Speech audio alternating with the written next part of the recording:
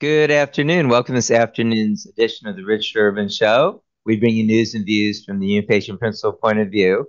Very happy to have on in this series of interviews with the primary candidates, Barbara Fuller, running for delegate in District 98. So, yeah, please introduce yourself. Yes. Well, Richard, we've been doing this how many times over the years? I've moved along from the Board of Education to a delegate race. I am Barbara Fuller. I chose to run for the delegate position in the 98th district when Delegate Espinosa vacated the position to run for the Senate, West Virginia Senate. A little bit about me. I am a staunch pro-life candidate. I believe that life begins at conception. There's no other way to describe it. For my own reasons, being adopted, it's kind of the structure of why I'm running. I'm a self-professed and I live what I practice. I practice what I preach. I'm a constitutional conservative.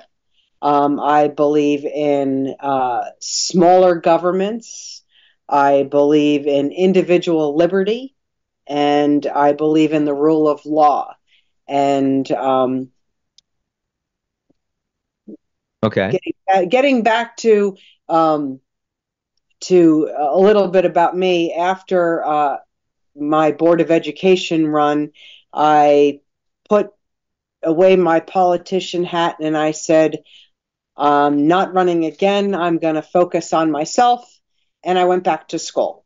So I attend Liberty University. I'm just finishing up my junior year. And my degree is a Bachelor of Science in Law and Policy with a concentration in constitutional law, which is how I get my self-professed constitutional conservative. Okay. I'm pro Second Amendment. I believe that it's one of those inherent rights that we gained when the Declaration of Independence and the Constitution was signed. I am very much so pro coal and pro gas. I believe that those two features will provide enough energy for West Virginia to become energy independent. Along with other things that I would like to see, such as possibly nuclear power, because that is probably the cleanest that we have at the moment. I'm very much pro small business. Okay.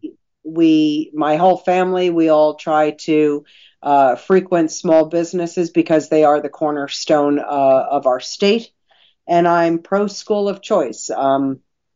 I always have been. Even when I was running for Board of Education, I felt that it was important that the parents are able to choose where their child should attend school and Yes. be the adult in the room on how their children should be educated. Okay. That's good. So about the power Yeah. energy. So, what about solar energy? What's your opinion on that?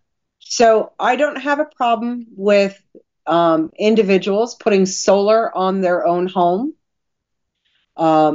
It will, and that will enable people to get breaks on their energy bills. They are actually smaller panels Mm-hmm. by design.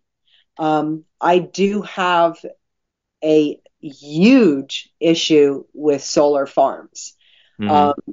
Solar farms are, well, I should say, solar farms, when they don't feed energy to the county or even the state that they are located in, seems to me to be a waste of effort. I am very much aware that if these solar panels will break, they have toxic chemicals in them, and they could pollute our groundwater. Right. If they catch on fire, there is no way to safely put out the fires. Our fire departments are not trained on the ins and outs of putting out lithium battery fires. It's not something that you can do. You hear all the crazy things that, my Tesla went on fire in my garage and they had to let it burn out because there's no way to put out the fire.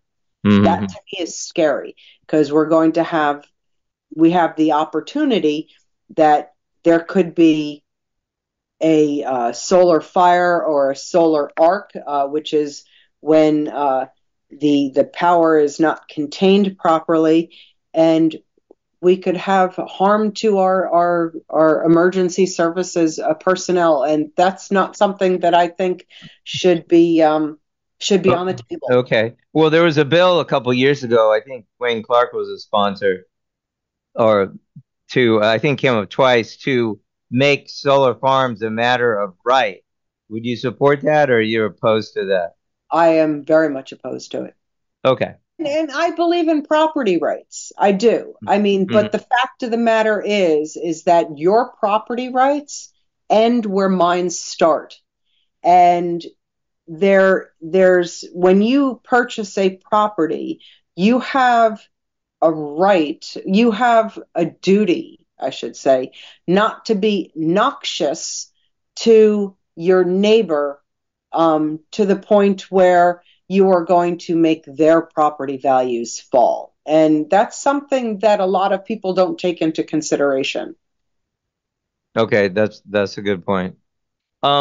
So recently, as you know, Governor Justice vetoed the partial um exemption bill for religious exemptions for vaccination for um private. It would have been for private school children mostly, and I think also virtual school in West Virginia. Do you agree with that? And would you work toward finally lifting no vaccination, no school policy? Would you work to provide exemptions or just get rid of it altogether, those So policies? something I just didn't understand about his veto was the fact that these are homeschooled students, or they go to a private school or a charter school. And well, if you're going to look at it from a homeschool perspective, if the parent does not want that child to be vaccinated, why would we fight that? That's right, virtual, but So if not the you're traditional virtual, you're at homeschooling. home, and That's true. That's true. why do you need to be vaccinated? Exactly. There are certain vaccinations, such as measles, mumps, rubella, where we are all vaccinated, and it keeps the numbers down. And frankly, I don't. I know that my mother had mumps as a child. She and her twin brother, and well, that's the reason why I'm adopted, because since she had mumps, it rendered her incapable of ever having children. So, which is why I'm here and I'm adopted. But I think that as far as measles, mumps, rubella, and diseases like that have been treated for years and years and years, I don't have such an issue with vaccinations. Vaccinations such as the COVID vaccination that was rammed down our throats, that was not tested, that still is not being tested, that we are finding out that people are actually becoming sick from it. I have huge problems with that. I would support religious exemptions. I would support not just any kind of exemption For to all vaccines? I mean, COVID isn't mandated. for, Well, I mean, it for was COVID. mandated for health workers and military, but getting back to the ones that we require for school, so you're saying you do support religious exemptions? I do. I Okay. do support religious exemptions. And like I said, I think that it's a choice. My children have all been vaccinated. I've been vaccinated. Hmm. My one daughter, I have one person in my household who has never had the COVID vaccination. And I know that I would never force her to do it. I would never, and because it's not tested, and Right. maybe if they gave me some proof or some sort of guarantee that they actually had tested, I might feel differently about it. I mean, it's hard to say what could happen down the road, but I believe that vaccinations are a personal and a private thing. Okay. All right. Fair enough. So back in 2021, when we had those COVID mandates, well, of course, they went on for some time. Then the House of Delegates passed a pretty good bill to make them expire and that they would be reviewed by the legislature. But then it was gutted in the Senate, especially by Senator Trump. And it never, and that was issue was, and then it died or was destroyed basically. So nothing happened. Would you support fixing that? Like if emergency came up, it could happen again. Should the legislature fix that issue and limit the governor's mandate powers? Time limit them or be able to review them and so on. Well, sadly, I never felt that the governor had any right to just keep us all at home. Especially, I mean, I could see uh, that you could have martial law if we were under war, under attack, if there was imminent danger, but to keep people in their homes because of a potential illness Mm-hmm. to me was stronger than it needed to be. I'll leave it at that. Would I support it? I would never support giving the governor that kind of power again.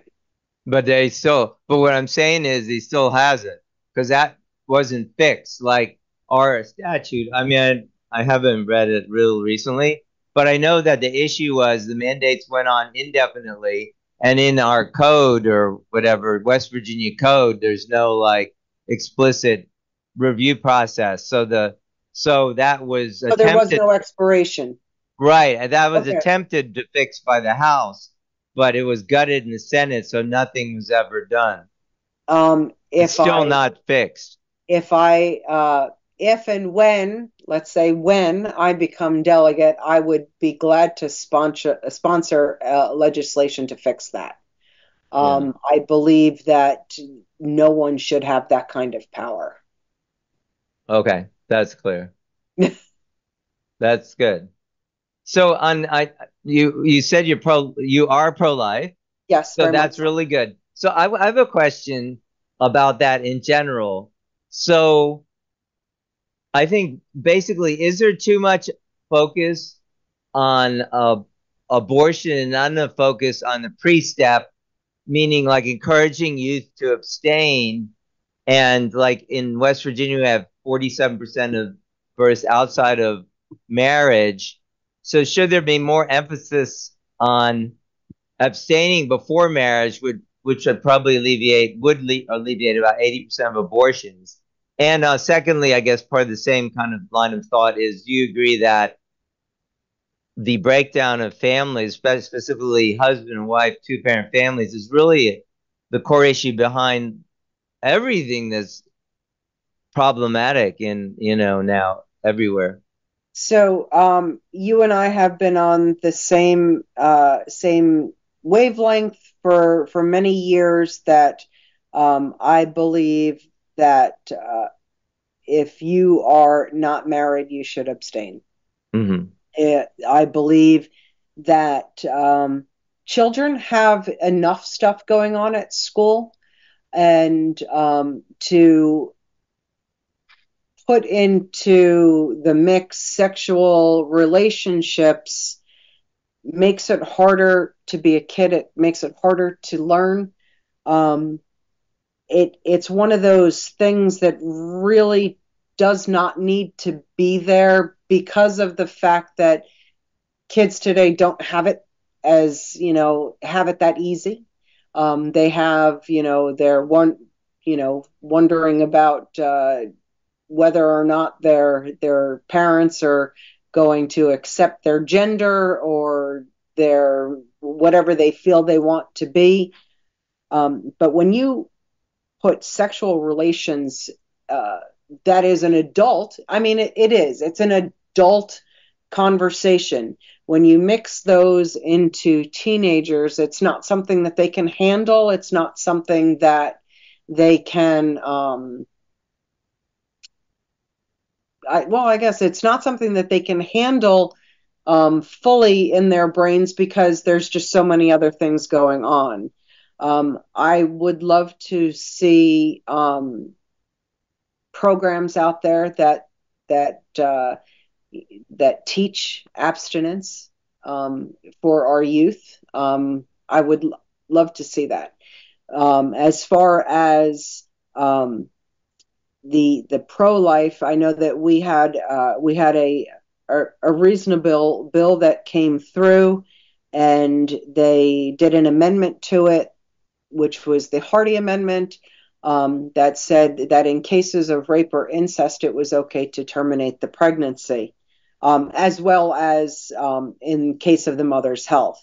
Well, my stance is, well, and I think that I've shared this before, is yes, I am adopted, and the my conception is questionable. Um, and I was floored when my legislators felt that I had no right to live. I mean, because you know Right. that's a horrible thing to it, well, to realize. I mean, the fact of the matter is that you wake up one day and you're like, wow, my legislators feel that because of I'm a product of rape, I don't have a right to live. I should have no voice. My life has no meaning and no merit. Well, I'm here to tell everybody is that my life does have meaning, it does have merit, and I have a very, very large voice. What I'd like to see, instead of prosecuting these babies that were conceived, well, maybe we should prosecute the person who actually did the crime. I Yeah. mean, that Right. that just makes sense to me. I mean, if you're going to rape somebody or you're going to have an incestuous relationship with somebody, it's not that child that should be punished and killed. I'm not saying that the person who committed the crime should be killed, but that person should be punished. Hmm. And maybe if there were strong enough punishments to go along with those crimes would not occur as often as they do. I know Right. that in West Virginia, the amount of abortions that are performed for either of those two incidences are very, very low. I mean, it's almost negligible. I think that they were just trying to put through whatever they could and just to make other people happy. Well, it doesn't make me happy. Okay. That bill does not. It's something that I would make my life missions to repeal. All right. Okay. All right. That's clear. You mentioned in on your website about HB 207 about hormone therapy. No, I was talking with Daphne Andrews, and I think she mentioned that there's an exception in the current bill for if the parent or somebody or the child says they're suicidal or the parent thinks they are, they can still get it. Is that what you're talking about, fixing that, or something else? Well, I don't think that we should use hormone therapy to change genders of children, Right. period. Um, So, I'm but the bill we have supposedly provides protection, or does it? Or is it really not? It sounds like it's faulty. I think it is faulty, and I tend to agree with Daphne. I would like to put through a clear bill that the that gender altering on anybody. I mean, think about it. You have someone who's 10 years old that says they want to be a girl or they want to be a boy, and you're going to either chemically castrate them or give them hormones so that they take on the aspects of the other gender. Okay, well, these are children. And, I think that when I was 10 years old, I maybe wanted to be a fireman because I liked the red truck. Right. And then I grew up and I wanted to do something else. And I've always wanted a pony. Our children's wants change daily. And I think that the options that they're giving them for hormone therapy are not something that you can just walk away from. Right. Okay. So it sounds like that needs to be fixed. Yeah, I think Tom Takubo came up with that. I don't know if he's like in bed with the pharma companies or what. But anyway, came up with that I think that amendment. he works for WVU hospitals. Well, I know that yeah, actually I'm not sure. But yeah, but I think he's the one who got it or messed that bill up or gutted it basically or whatever you want to call it. Okay, well, it'd be good if that can be fixed. I agree with you. That's insane. How can minors, how can you do permanent stuff like that to minors? No, It's and I mean, and wrong. think about it. A minor, someone under the age of 18 can't even have a gun, but you're Right. going to give them the adult choice to change their gender. It makes no sense. It just does not. It's something that I just don't understand. How can you give one class of people all of these rights and then take them away from somebody else? I mean, we're all people, we're all the same. It's one of those things that just I maybe I'll never understand. Okay. Let's shift to the topic of election integrity. So actually I was just interviewing Mac Warner running for governor, and he's a Secretary of State. So he was explaining, I was expressing that I don't feel so comfortable introducing these new technologies like having the black box, what I call black box machines, which apparently he said all counties now have those machines or will have them. I guess the counties don't have to use them. I didn't ask him that, but that's my understanding. And then we have the tabulators and so on. And I know those initially they only had a few machines, which caused huge unnecessary delays, like at Blue Ridge Elementary where I vote, which is a bigger precinct. Anyway, all in all, what are your thoughts on election integrity in West Virginia? Like, does it need to be looked into? Can we make it more secure? Is it okay? What are your thoughts? So my thought is that and I know our county clerk is very proud of um, Jefferson County's election integrity and her integrity. And I'm not questioning that.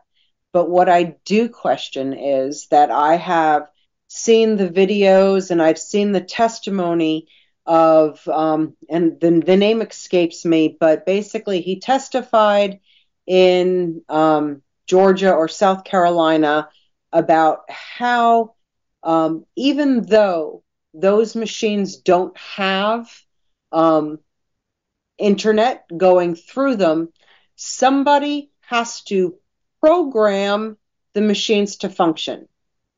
So my question would be, for integrity wise, is who's programming them? And how do I know that at any given time that someone can't come in and change a little program because all they use are thumb drives? How do I know that someone can insert a thumb drive that says, okay, after every 3 votes, you're going to change it? This is not something that the county clerk would know about. It's not something that necessarily Mac Warner would know about. This is only somebody who is in charge of the programming of the machines at the factory. So do I have a problem with those little black boxes? Yeah, I do. I do. Because with what I see with AI now, the artificial intelligence, I don't trust my computer.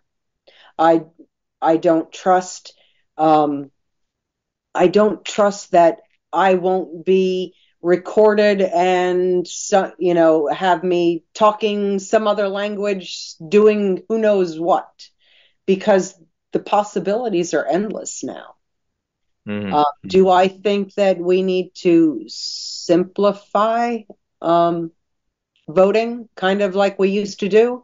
I remember going to the voting booth with my mom, and she would put her slip in, and I would be able to click the little levers down, and then we would pull the curtain, and her vote would be tabulated. And I guess that would be where the hanging Chad came in, because it didn't poke through the paper enough. But that's something that can't be changed. That's something that it's simple. It's not run on electricity. It's not. Right. Yeah, I run kind of on agree with you. I programming. mean, you're putting a lot of variables in there that are unknown, and there's plenty of research showing that these machines can be hacked. I Oh mean, yeah. I was on with one of the congressional guys, and anyway, he worked in cybersecurity. He wasn't giving any specifics, but the point is, I mean, look what the FBI does. They're tracking everybody's everything. All these people are at the Capitol. They arrest them. They get all this data legally or illegally from the phone company, and anybody, they're tracking them all over the place and doing all kinds of stuff. And so we want to use this little black box. And you're absolutely right. They're not open source. They don't tell the who programmed it or what's in there. And anyway, it can be changed too. So yeah, I don't know. I doesn't. I like the simple better too. Like some people say, paper ballot. Whatever can be done toward that end, I think is good. It's simpler, but it's more time consuming. I think that the move to go to what we have now was because this is the computer age, and we need everything right now. We need our results right now. We need to know who won right now. So that came at a cost. Yeah. And in Arizona, I've been following that somewhat, like Michelle Swinick. I think that's how you pronounce her name. And they had, huge amounts of regularities with their ballot counting machines, and we use ballot counting machines. I understand from a couple people that supposedly they're, however many people come in, it has to verify. But still, like you say, the machine's counting the ballots. Oh, I forgot to ask him too. Do these machines ever kick out ballots? And do we have any ballot adjudication? Because I know in some places, like in I think the infamous Antrim, Michigan, or whatever, 2/3 of all the ballots were kicked out and adjudicated. And that means somebody looks on the ballot and says, "Oh, oh yeah, I think this person voted for Biden." It might be the opposite of whatever it is. Anyway, I'm sorry, I don't trust it. Sorry, Mac Warner. No, and I agree. I think that, and like I said, I don't think that it's on. I'm not questioning their watch. I'm not questioning our county clerk's watch. I'm questioning the morals of those that program the machines. Right. There we go. All right. Very well stated on that. What about any issues that are on your heart or mind, or other issues, maybe things we haven't, kind of coming toward the conclusion, haven't talked about, or if you want to differentiate yourself, I see you have one challenger, Republican challenger. If you want to differentiate yourself from your challenger or anything like that, go right ahead. I will do that in a second. So one of the things that another reason why I'm running, and I've made no, I've not made it hidden. When I was born in New York, and I'm a New York adoptee, and I have worked with. I was on it's called NIARC. It's the New York Adoptee Rights Coalition. I was part of the coalition while we were working with the governor of New York State, trying to pass. It's not adoptee reform. What it is they're open records. So it would be adoptees being able to obtain their original birth certificate.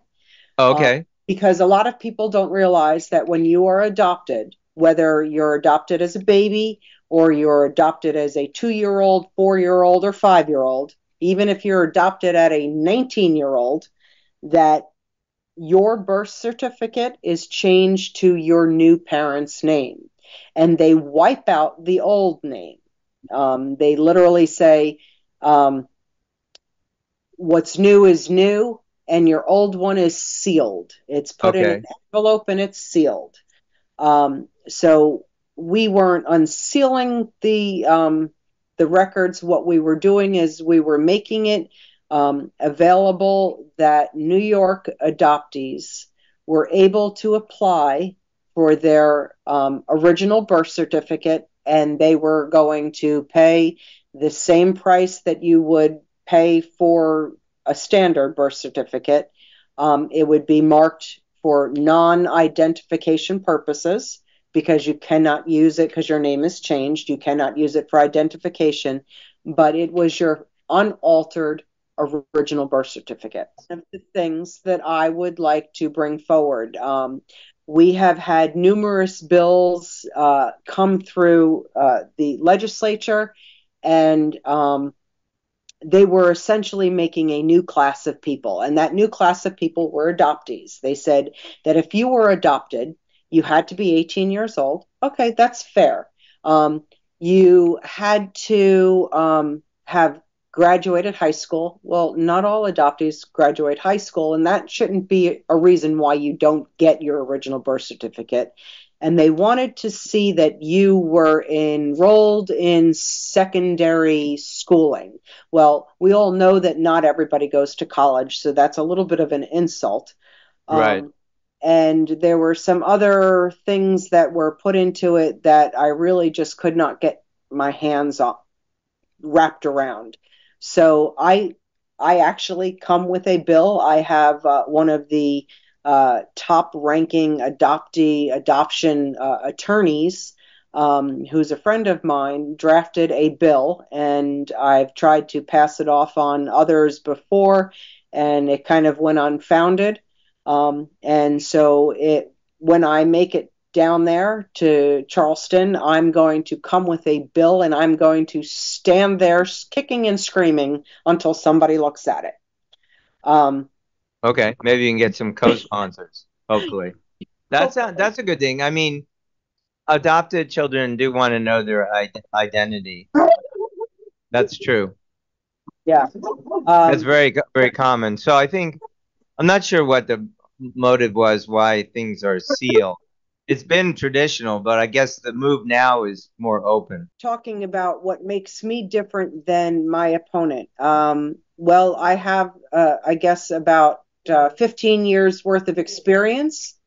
I'm a mother of 4 children that have gone through West Virginia schools. I am a military wife. I have had to live on small budgets, so I understand about not overspending. I, you know, I think that there's a lot of differences between the two of us. And he has some really good qualities that he should be proud of. And I think that my age and my perspective is what makes us different. I really appreciate your, time coming on today. Thank you. Yeah, all the best. So I'll put this out on the Rich Urban Show. It'll be available on any podcast platform or on video at visionroot.org. Hope it helps people to decide. All Thank you right. so very much. Thank you. Have a blessed evening. You too. Okay. Bye-bye. Bye.